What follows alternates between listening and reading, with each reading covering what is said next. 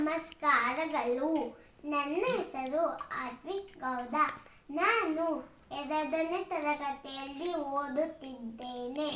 ಯದಾ ಯದಾ ಹಿ ಧರ್ಮಸ್ಯ ಗ್ಲಾನಿರ್ಭವತಿ ಭಾರತ ಅಭ್ಯುತ್ಥಾನಂ ಧರ್ಮಸ್ಯ ತದಾತ್ಮಾನಂ ಸೃಜಮ್ಯಹಂ ಪರಿತ್ರಾಣಾಯ ಸಾಧೂನಾಂ ವಿನಾಶಾಯ ಚ ದುಷ್ಕೃತಾಂ ಧರ್ಮ ಸಂಸ್ಥಾಪನಾರ್ಥಾಯ ಸಂಭವಾಮಿ ಯುಗೆ ಯುಗೆ.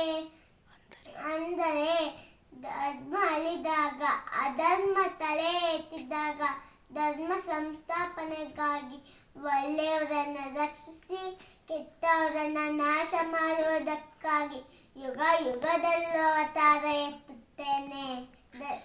ಜೈ ಶ್ರೀರಾಮ್, ಜೈ ಆಂಜನೇಯ.